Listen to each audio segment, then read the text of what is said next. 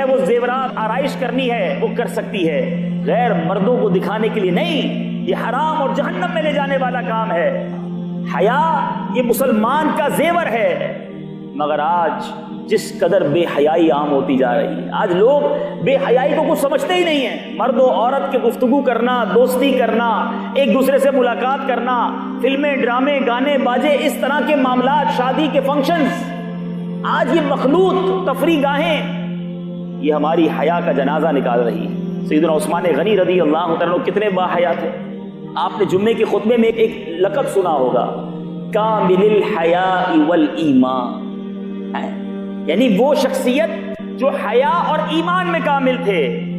کیسے کامل تھے کہ ایک بار سرکار دو عالم صلی اللہ تعالی علیہ وسلم اپنے گھر میں تشریف فرما تھے، ایک چادر آپ نے اوڑھی ہوئی تھی اور ریلیکسنگ موڈ جو ہوتا ہے انسان کا، پیر وغیرہ لمبے کر کے، پیارے آقا علیہ السلام اس ایک ریلیکسنگ حالت میں تشریف فرما تھے۔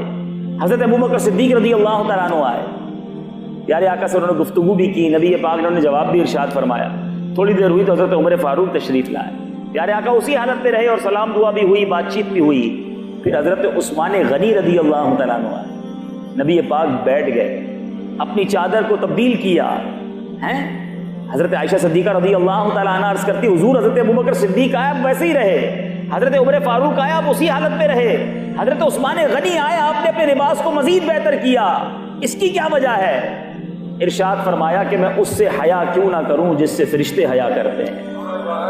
اللہ عز و جل کے فرشتے بھی حیا کرتے ہیں۔ آپ فرماتے ہیں کہ عثمان بہت حیادار شخص ہے، اگر میں اسے اسی حال میں اجازت دے دیتا تو یہ اندیشہ تھا کہ اس کی ضرورت پوری نہ ہوتی، یعنی وہ بغیر بات چیت کیے واپس چلے جاتے۔ پیچھے پیچھے اسلامی بھائیوں، یہ ہیں ہمارے اسلاف، یہ ہیں ان کی حیا۔ حضرت عبداللہ بن عامر بن ربیعہ رضی اللہ عنہ فرماتے ہیں کہ ہم محاصرے کے دن، جب حضرت عثمان غنی کا شہادت سے پہلے محاصرہ ہوا، کہتے ہیں حضرت عثمان غنی رضی اللہ عنہ کے پاس تھے، آپ نے فرمایا اللہ عز و جل کی قسم، میں نے نہ تو زمانہ جاہلیت میں کبھی بدکاری کی اور نہ ہی اسلام قبول کرنے کے بعد، بلکہ اسلام قبول کرنے کے بعد میری حیا میں مزید اضافہ ہوا۔ اسلام لانے سے پہلے بھی آپ با حیا ہیں، اسلام لانے کے بعد حیا میں اضافہ ہو رہا ہے۔ مگر آج ہمارا حال کیا ہے؟ یہ ہماری آنکھوں کی بے حیائیاں، یہ ہماری زبان کی بے حیائیاں، ہماری کانوں کی بے حیائیاں ہمیں برباد نہ کر دیں۔ اللہ رب العزت اگر ناراض ہو گیا، اگر اس بے حیائی کے سبب ہم عذاب میں مبتلا کر دیے گئے، ہم کہاں جائیں گے؟ آپ دیکھیں نا، دن بدن لوگ کہتے ہیں جناب ماڈرن زمانہ ہو رہا ہے، زمانہ ترقی کر رہا ہے، اب 21ویں صدی کی باتیں کرو، یہ پرانی باتیں نہ کرو۔ لیکن سچ بتائیے، جیسے جیسے جدت آتی جا رہی ہے، یہ بے حیائی بڑھتی جا رہی ہے۔ پہلے پردہ تھا، اب پردہ ختم ہوا، اب کہا گیا جناب مرد و عورت ساتھ مل کر زمانے میں رہیں گے، عورت کو بازار میں لایا گیا اور پھر نعرہ لگایا گیا لیڈیز فرسٹ، تو عورت کو اور آگے بڑھا دیا گیا۔ اب کون سا اشتہار ہے جس میں عورت نظر نہیں آتی؟ بندہ جائے تو کہاں جائے؟ مدینے جائے کہ کہیں بھی آنکھیں بچانا مشکل، یعنی مرد کی استعمال کی کوئی پروڈکٹ بھی ہے تو اس میں بھی عورت کو اشتہار میں دکھایا جاتا ہے۔ یہ کیوں ہو رہا ہے؟ عورت کو کھلونا بنایا جا رہا ہے اور یہ نادان عورتیں سمجھتی ہیں ہمیں ترقی مل رہی ہے۔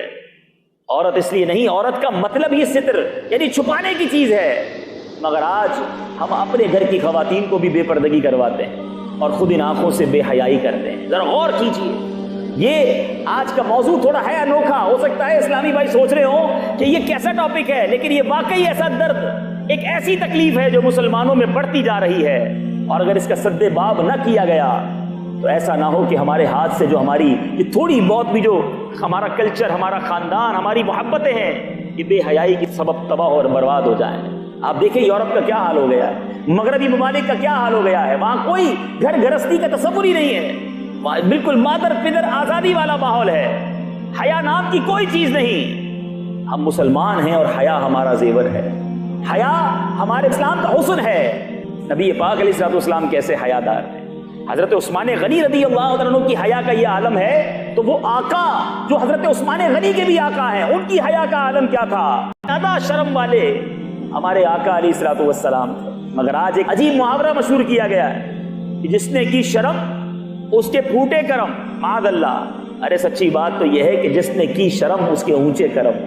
ہے شرم کرنے والا ہی اللہ کو پسند ہے، مگر آج جو زیادہ شرماتا ہے لوگ کہتے ہیں بڑا شرمیلا ہے، عورتوں سے بات نہیں کرتا، ہمارے خاندان کی رسم و رواج میں آ کر بیٹھتا نہیں۔ ایک انسان اپنے آپ کو گناہ سے بچانا چاہتا ہے تو لوگ اس کا مذاق اڑاتے ہیں۔ میں نبی پاک علیہ الصلوۃ والسلام کے غلاموں سے بات کر رہا ہوں، سرکار علیہ الصلوۃ والسلام کے امتیوں سے بات کر رہا ہوں، سرور کائنات صلی اللہ تعالی علیہ وسلم کنواری لڑکی سے زیادہ شرم والے۔ اور آج ہمارا حال کیا ہے؟ آج بے شرمی کے موقع ڈھونڈے جاتے ہیں۔ پہلے کبھی کبھی شادی کے نام پر بے پردگی کا ماحول دیکھنے کو ملتا تھا، پتہ چلتا تھا کہ مرد و عورت مل کر جناب فنکشن کر رہے ہیں، مہندی کر رہے ہیں، برے کام کر رہے ہیں، لیکن اب تو برتھ ڈے کے نام پر رسم بسم اللہ کے نام پر ہے بسم اللہ، مگر اس میں بھی مرد و عورت ساتھ ہیں۔ اب ویلنٹائن ڈے تو مدر ڈے تو فادر ڈے، پتہ نہیں کون کون سا دن منایا جا رہا ہے، اور اس دن میں ہوتا کیا ہے؟ اللہ کو راضی کرنے والے کام، یا معاذ اللہ مرد و عورت مل کر بے پردگی ہو رہی ہوتی۔ بظاہر لوگ کہتے ہیں ہم تو بھائی بہنوں جیسے ہیں، نہیں، اسلام اس چیز کی اجازت نہیں دیتا۔ حدیث میں تو دیور کو بھی موت کا فرمایا گیا کہ اگر کسی عورت کا دیور ہے تو دیور سے بھی اس کا پردہ ہے۔